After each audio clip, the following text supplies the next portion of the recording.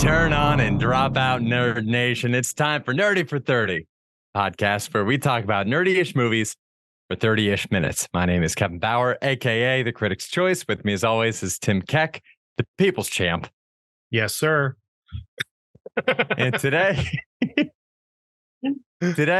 we are talking about the 2018 modern classic Spider-Man Into the Spider-Verse. We know we told you we were going to be talking about Iron Man from 2008, but frankly, the hype level was so high coming into Spider-Verse this weekend.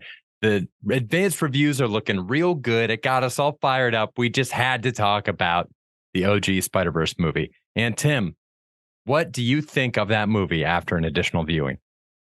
I think it's probably more enjoyable than Iron Man would have been. Honestly, Iron Man, great movie. We'll do it on the pod soon. This is, gosh, as close to just like a perfect movie as you could get, honestly. Like, they hit every beat. They've got so many threads moving and weaving in things. I got emotional watching it for like the millionth time. It's so good. It's just great. It's solid. Everyone has clear wants and desires, and they all support or involve the main character in some way. It's insane that this is like a Sony thing, right? Sony came up with this. It's baffling that they did this. It's because they can't write a script to save their lives in any other superhero situation. But this one they knocked out of the park. It's great. This is a top tier movie, maybe one of the best superhero movies of all time, maybe the best, I think. I'll tell you why. This is a Lord and Miller joint. This is brought to you by the same people that did Mitchell's versus the Machines, 21 and 22 Jump Street, kickstarted the entire Lego movie franchise, and were famously unceremoniously fired from Solo, a Star Wars story, and replaced by Ron Howard. Their whole ethos as directors when they were starting out was to take an idea that should not work and make it work. And I think that is on full display here. This is effectively the movie that introduced audiences to the multiverse as a concept. And despite how complicated that concept is and how much they had going against them, they managed to pull it off so beautifully well. You don't even realize it's happening as it's happening. Yes, I agree. I kind of lose sight of what the average viewer is into, right? Because by the time I'd seen this movie, I mean, I think you and I have been very familiar with this multiverse concept from other pieces of media, from comic books. The multiverse, the idea of a multiverse is not a new thing. We see it in everything, everywhere, all at once. It wins an Oscar. It's so mind-blowing to people, the idea of this multiverse. Whereas I don't even think it's that crazy. It's not that absurd a thing to watch. At no point is my mind blown by the fact that there's a multiverse going on. And yet the whole thing works really well. Visually, this is like the craziest thing I've ever seen. The multiverse and explosions and all the colors work so well in this format. It all works together. And you're right. It just kind of seamlessly, you don't even realize you're watching like a real multiverse thing. But there's stakes for everybody. The Kingpin has stakes. He really needs to benefit from the multiverse.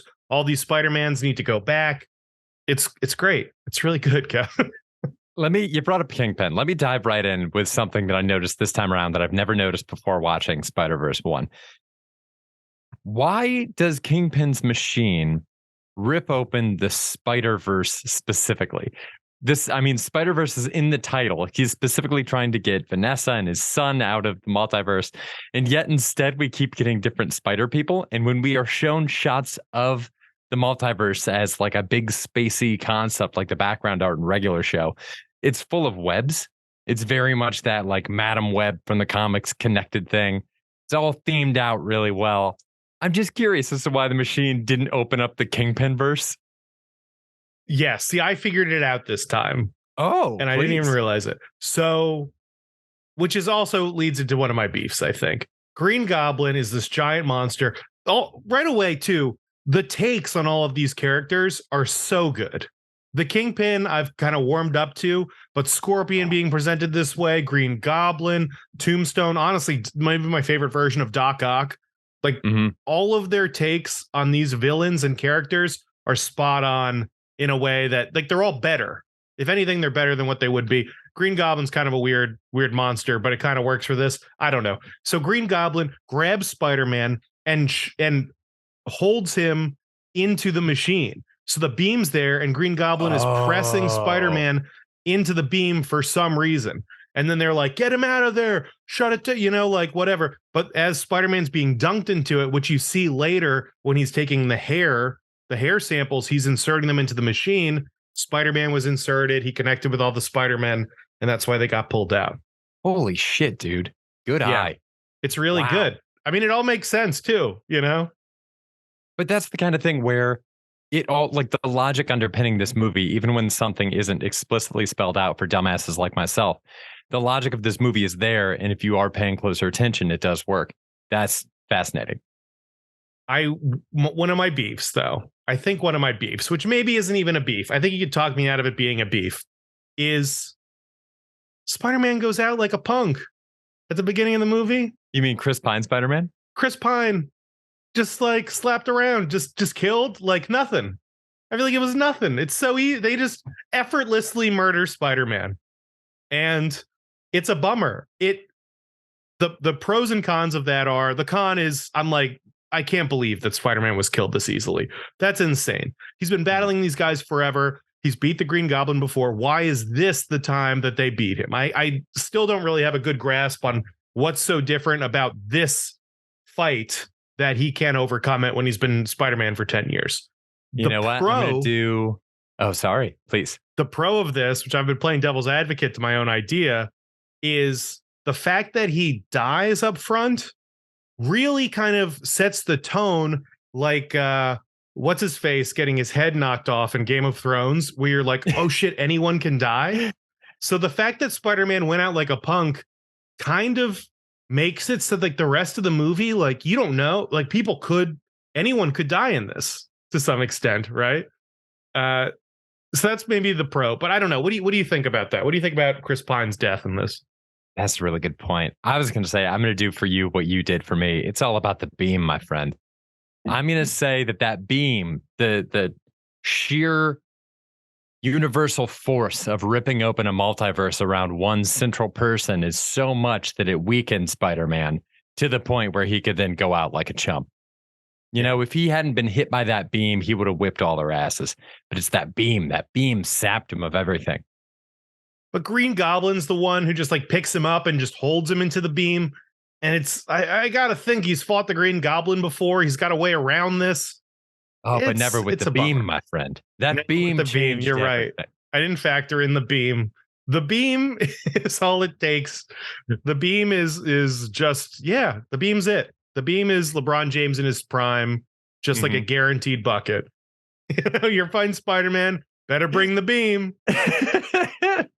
If you don't think that beam is in every fight the Green Goblin has from here on out, you're crazy. It's just going to end up being a superstition for this guy. Like how some people, you ate those noodles before they heat one. And so you're eating those noodles through the entire playoff series. That's your beam, dude. Everybody's got to find their beam. And you know what? The Heat fucking did it. They're going to the NBA Finals. They were the 8th seed. The beam. Oh man, which team is it? Sacramento Kings. Their whole catchphrase is light the beam, and they have like a giant spotlight on top of their arena. And when they win a game, they light the beam, and all their stuff is light the beam. And I love it. And I'm just picturing Kingpin as like a big Sacramento Kings fan. And he's like, gotta finally take out Spider-Man, get my wife back. Light the beam. Perfect. Wow, dude, I got bad news for the Sacramento Kings. That is the new slogan for this podcast. Light the beam. Light the beam. If this is eventually folded into the MCU somehow, people are going to be like, where was the beam when they were fighting Thanos? Because Infinity Gauntlet, a firm notch below the beam. The beam can take out anything. The beam is the most powerful force on the planet. It's going to destroy the world. It's going to mix all these things together. Did anything go back to normal, or there's just some multiverse buildings now? I think most things went back to normal. That sequence that plays after the beam is destroyed in the very end, they show all the different buildings that had been kind of affected by that weird dimensional pixelization changing back. And a lot of people on the street looked like they turned into different multiverse versions of themselves, which is also an interesting distinction because it seems like maybe it couldn't decide we don't really need to debate the logic of the beam too much. It seems like maybe for some of the people, it couldn't decide whether to bring in a person or a building from a different dimension, or in the case of the spider people, to bring the spider people themselves. But I'm not as concerned about that as I am with the way that this universe worked. You brought up that these are slightly different versions of the people that we've seen before. The whole basis for that was that Miles Morales was created in kind of a side, like alternate universe in the Marvel comics in the first place. It wasn't like their mainline continuity of Spider-Man that he appeared in. It was in kind of a separate playground that they'd created. They ended up launching a new line around the year 2000 called the Ultimate Comics. And it was supposed to be a more realistic take where people could jump on board and see a version of the Marvel classic characters more in line with the darker tone of like Blade and the X-Men movies that had started to get a lot more popular. And it was supposed to be freedom from being bogged down with all the continuity of like the 40 years of Marvel comics so far. But what ended up happening is within the span of about 10 years, it got so much more fucked up. Everything went completely crazy. It all went totally off the rails. And as one of their stunts, they ended up killing off Spider-Man. But much like in this movie, the best thing possible came out of it, which is Miles Morales, who is, I think you agree with me, hands down the best new Marvel character in 20 years, 30 years. Probably. I to your ultimate point, I think the Ultimate Universe had a great influence on what we see and know these characters as today. At some point, they merged them and kind of kept whatever they liked. They kept like Old Man Logan, right? Yeah. They just established some other things that they just brought over. And in the comics, Spider-Man is kind of mentoring Miles Morales and then is killed by the Green Goblin in front of Aunt May's house, right? And they do the whole funeral for him. So it is kind of like just straight up lifted from Ultimate Comics, which is great. I mean, it's cool. I guess I just made the connection that Green Goblin kills him in this movie too. So that's kind of full circle thing. Yeah, I was going to ask you, why is Miles Morales the most successful new character, but also he's like the only version, not the only, but he's one of the only versions of a rebooted younger character that I've enjoyed at all, right? Batman, I think, is kind of the prototype of Batman had Robin, Robin became Nightwing, then he got another Robin, Robin became like Red Robin or like the mask or whatever it was, the Red Hood. And then he got like Batgirl. And then so they built this like Bat family out, and Nightwing on his own, pretty damn good character, pretty solid. And I can't think of too many other situations like that where they've made multiple Thors, multiple Captain Americas. They've done multiple Wolverines, which I would say is one of the more successful versions of that. Definitely. But most of the time that falls really flat, especially for me. I mean, I'm not into it. They brought back all of the X-Men, but younger at one point in the comics. Yes. That was a great run, honestly. It was great. That was honestly good. But man, it's weird. Miles Morales, though, is somehow perfect. He is a kid.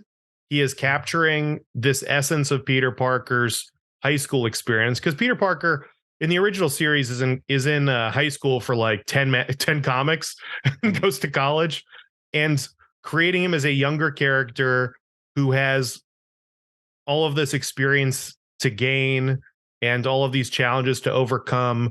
And it's easy to relate Peter Parker's neurotic nature to teenager anxiety, right? Like even in his 20s, he's got the same kind of like anxiety, and he beats himself up, and he's constantly struggling with what's right and what's wrong.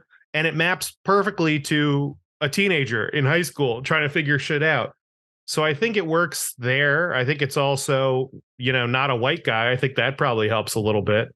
And it's exploring a much more interesting neighborhood. It's like a much more interesting take on this.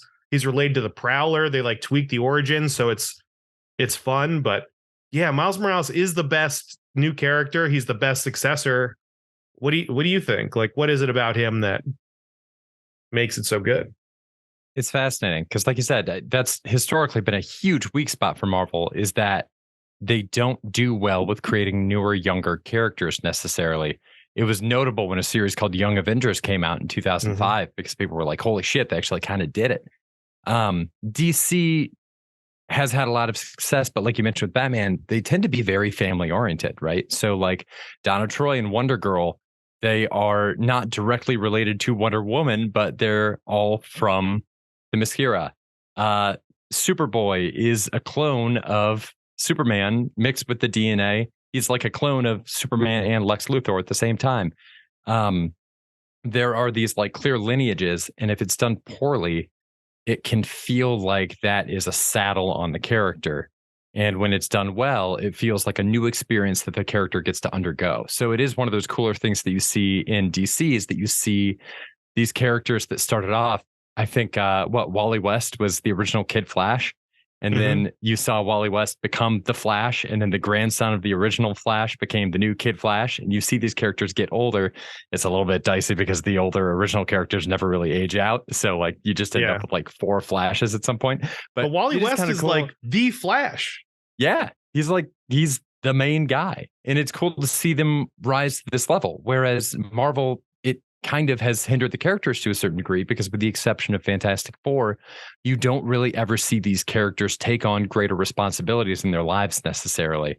And it's more notable when they do a comic run where Peter Parker gets out of his head a little bit and he starts a successful business because you're like, shit, we could see him facing all new problems. So I think what they knocked out of the park with Miles is that he's got kind of a perfect balance where he has powers. His powers are great because they already exist. His name is great because it already exists. They didn't try to come up with a dumb name. Marvel has been so bad at modern character names. I hate that Gwen Stacy's spider persona is called Ghost Spider. I think it's a fucking terrible name. It's so dumb. They're real hit and miss with that.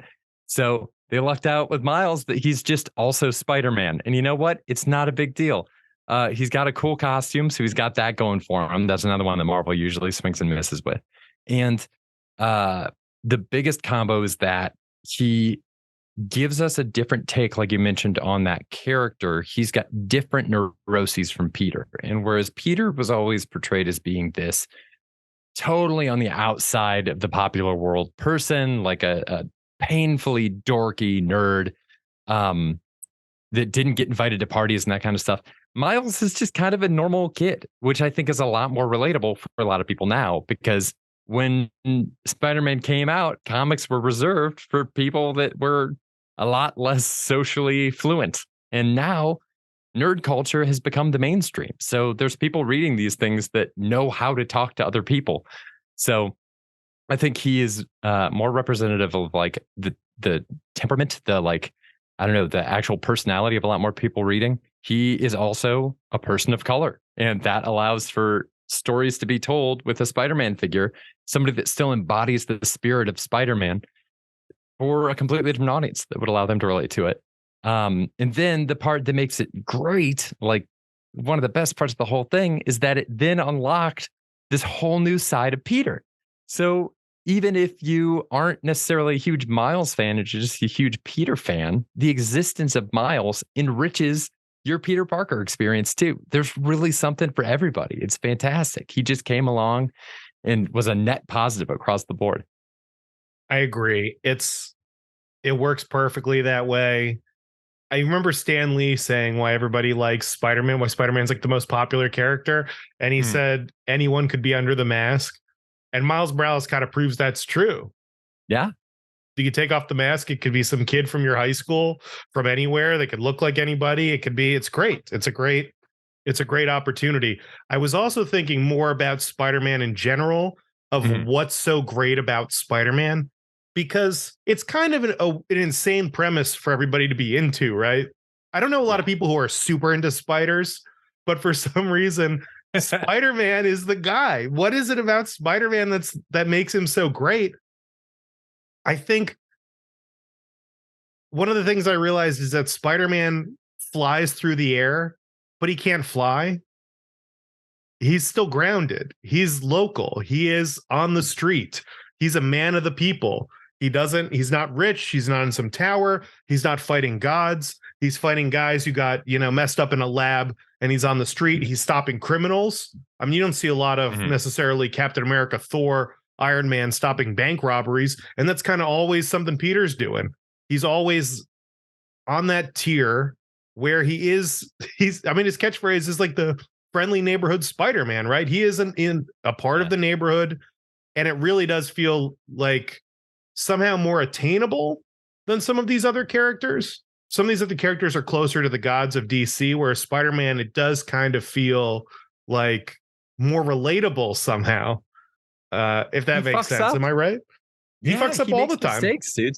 If you see like a Superman movie or a Superman comic, it's just, it's too easy for him. He can just do anything. Person hides behind a bank vault, he can tear the bank vault off its hinges and get to them. Batman, his whole thing is that he's a million steps ahead of everybody. He's the smartest person alive. You can't take him by surprise. Spider-Man fucks up all the time. Some of the most famous moments from the Spider-Man movies, in the modern one, Peter fucks up and a boat gets ripped in half, the Staten Island ferry. That big scene with Tobey Maguire is the one where the train's going off the hinges and he's trying to figure out how to stop it. And it's hard for him. He struggles to figure out how to do that. And it almost kills him. Yeah. Yeah. That struggle is so relatable for people, I think, in a way that these other, like I said, godlike figures aren't necessarily. Yeah. For some reason, I'm sure other characters struggle, but for some reason it seems so much realer for Spider-Man. And he's so optimistic about things. I was thinking, Daredevil or the Punisher or street level guys that are popular, but tonally, they just have a different vibe going. There is something too hopeful and optimistic about Spider-Man that separates him from a lot of the other street level guys. He's not brooding. He's always trying to do the right thing and is willing to lay it all on the line to do the right thing, and often fucks up or messes up or makes very human mistakes in his attempt to do the right thing. And it's kind of what all of us are trying to do, right? Yeah, maybe that's the thing, is that at the root, I think a lot of Spider-Man stories are comedies, because it's a classic comedy archetype. Bad shit's going to happen, but he's going to stay hopeful and keep doing it again. He's Sisyphus. He's constantly rolling that ball up the hill. And talking mad shit the whole time. Yeah. Dude, this stuff in this movie specifically, to bring it back to the actual movie, I think that's one of the great things they do with Miles. I feel like one of the defining cultural, or one of the defining unified traits of our generation is social awkwardness. And people walking away from a social situation, not necessarily feeling like they aced it. And it's so fun to be inside Miles' head and to see that contrast in the beginning, where he's in the place that he feels comfortable and he's all swagger. He's like saying hey to everybody. He's like flirting with girls. He's feeling good. And then as soon as he gets to the Vision Academy, where he's out of his element, nobody gets his shtick. People are just icing him out. He's not saying the right thing to the right people. Everybody's laughing at him, making fun of him. He feels awkward. I think that's like a great moment up top to help us relate to him. Mm-hmm. He's a fish out of water pretty much the whole time. He's in a school he's not familiar with. And then he's with all these Spider-Men who don't believe in him or want to believe in him. And he's laying them down. I was doing some Googling about Miles Morales' powers versus Peter Parker's powers. And in my head, it was like, oh, Spider-Man's stronger, but Miles gets these other things like the Venom Blast and invisibility. And pretty much Googling, it sounds like Miles Morales is just better in every way. They're like, oh, his spider sense isn't as good because it's so much stronger than Peter Parker's that it actually kind of knocks him off balance. So someday he'll be better. He's not as strong as Peter Parker, but that's because he's younger, and eventually he's gonna, proportionally. They're just like, oh, he is the best. He's going to be the best. His powers are so much better than Peter Parker's. But in this movie, we get to see him learn how to use his powers, and it takes a long time. Mm-hmm. He is trying to be invisible for so much of the movie, and at the end, he's able to use it effectively. But we watched him fail the whole time. He can't even stick to walls correctly. Which apparently, according to the internet, that's something Miles Morales does better than Peter Parker too. Apparently he sticks to stuff better, which I'm like, I don't understand this. But Give our boy Peter something. leave him some scraps. All right. Don't clean the bone, Miles. Dude, leave something for the OG. That's some fan fiction shit. I hate that stuff. I hate it when people start overpowering a character just because they want to win the argument of who would win in a fight between Miles and the Hulk. It's like you need the characters to have some weaknesses. My headcanon, this is a segue. My headcanon for why Miles has the Venom blast, like electricity, and can turn invisible on top of all the other shit. This has never been confirmed in the comics. If I ever get a chance to write a comic for Marvel, I'm going to slip this in. My headcanon has always been that Miles was already a mutant and his power just hadn't manifested yet. And then he got bit by the spider and he just happened to end up with double superpowers. That's the only way I can make it work because there's no fucking reason that he should have lightning hands and invisibility too. But they're so fun, and I like the character so much, I'm going to let it slide. They're so fun. They kind of make some sense. The electricity's a little tough. The invisibility thing kind of tracks for his character, especially in this movie. He becomes invisible when he's embarrassed and shy and kind of wants to, is like a bright, bubbly personality, but then wants to become invisible at moments and disappear. And then ultimately kind of owns it and gets visible at the end intentionally to stand up for his friends and to fight for what's right. So that arc is great. He learns the Venom thing somehow just in time for the end of the movie. That one's not as good, but the invisibility arc is great. It's awesome. And somehow also the Miles Morales suit, awesome. So good. So good. This one is fine. It's good. The one in this movie is good. I think the comic Miles Morales suit is awesome. I love it. It takes the Venom costume, which everybody loves, which is like universally approved, and just makes it cooler and like feel more like a good guy with extra color in there, I guess. I think we might differ on that because I have a hard preference for like matte black webbing on a gloss black suit and then like the red accent stuff. It sounds like you like the red webbing on the black suit. Yeah, I guess that's what he has normally, right? Yeah, and then this movie is the one that did the black webbing on the black suit, and I was like, I'm fucking in, dude. I love the black webbing on the black suit so much. It reminds me of the 2007 Spider-Man 3 Venom costume, which, say what you want about Spider-Man 3, that's a cool take on the Venom costume. I always like that a lot. Venom's cool. I think the black suit has universal approval as far as Venom suit, as far as new looks. It's top tier. Anything else you want to touch on for this movie? I know we've been talking about Miles the whole time. Oh my God. Yeah. We barely scratched this movie. I mean, I adore Miles, but I gotta say still, Jake Johnson's Peter B. Parker is so far and away my favorite superhero I have ever seen in anything that I don't even have the words to describe it. It's Jake Johnson's Peter Parker and then 100 feet of dirt and then anything else. Like he's a crystallization. He's the perfect Spider-Man to me. I love seeing Spider-Man that's like a little bit older and kind of more of a fuck up. It makes me feel better about myself and my life. I'm so excited that we get to see him again in Across the Spider-Verse because I mean, I could not possibly love anything more. He's amazing. I don't know if he's my favorite Spider-Man. Comparing live action to action movies is tough. And Chris Pine was pretty great until he got iced. But I think something about the vibe, especially seeing Chris Pine, it seems like it's a choice to have different voice actors for both, even though they're playing the same character. And I think that's the fact that Chris Pine starts the movie and Jake Johnson takes it over also works fantastic. They're similar sounding, but distinct enough that I think it really helps separate them as completely different characters. And Jake Johnson's perfect for this. It feels like if Jake Johnson was Spider-Man, just like schlubby, like his room's a mess. He's got trouble with his girlfriend. It's like straight from New Girl. You could just insert Spider-Man into New Girl and it would work out fine, except not as many places to swing in Los Angeles. Sure. On webs, I mean, that loft has high ceilings. I want to see him as live action Spider-Man so badly. I desperately hope that in one of these multiverse movies we get we end up seeing just live action Jake Johnson in a suit. The Prowler in this is also great. I love his suit. Cool. He's awesome. Kind of bummed we haven't gotten a Prowler in real life. The Donald Glover links have been, I guess he is the Prowler, but that's not really been confirmed, right? He hasn't really fought the Prowler. He just webbed Donald Glover's hand to a car. But the Prowler in this was perfect. This is exactly what I want from the Prowler. Awesome. So what do you sick. think of Aunt May, the take on Aunt May in this, where she has access to his magic shed and she's 100% in on what he's doing.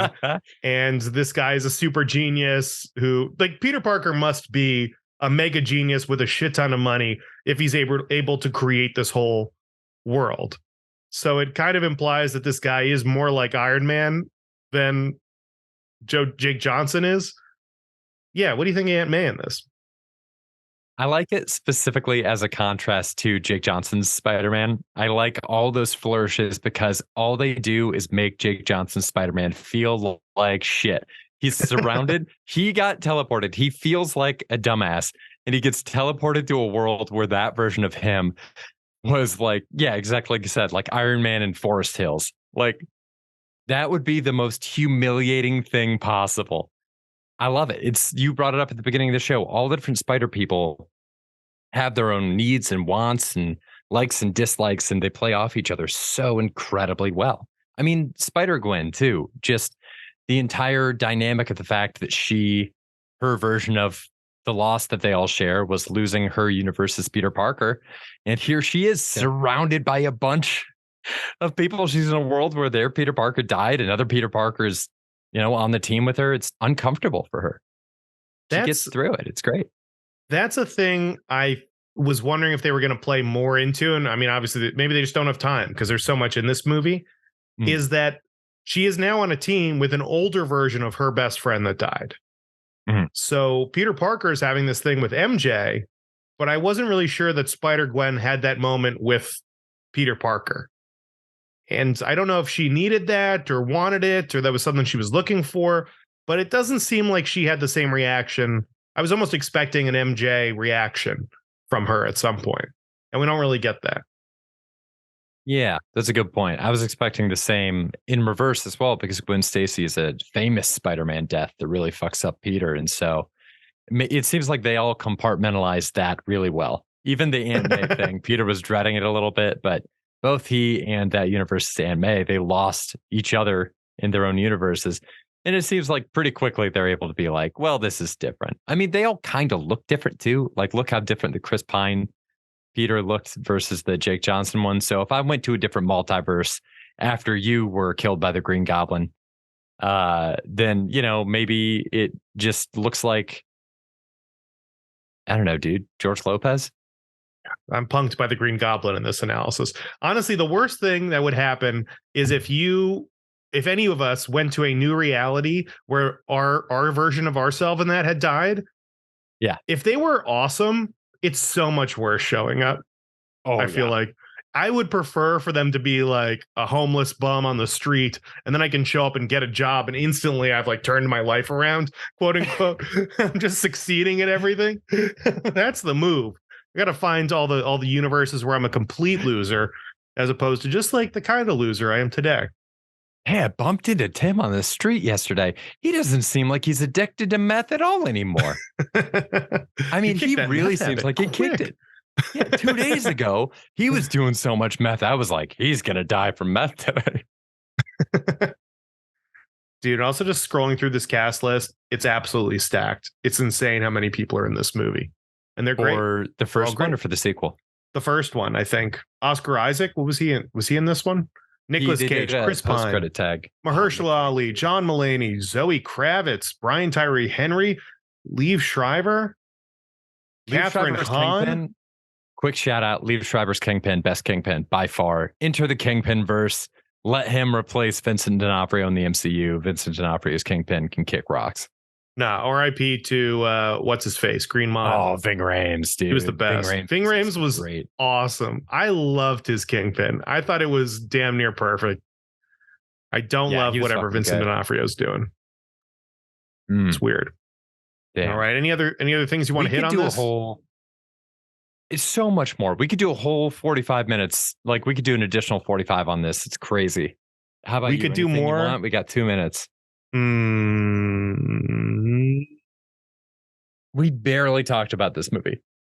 Yeah, we barely talked about this movie. We're going to be talking about the new movie next week. So we'll be getting out more takes and stuff then. I can't wait to see this movie, Kevin. It's going to be so good. Quick question for you. Is Spider-Man into the Spider-Verse better or worse than Guardians of the Galaxy 2? Better. Is it better than John Wick 4? I think this is the top of the list. This is number 1 over The Last of Us and John Wick? Yeah. In my opinion. Do you agree? I don't think it's as good as John Wick 4. I prefer that. I prefer it. It's great. I don't think it's as good, but it is better than The Last of Us for sure. So I'll throw it up there.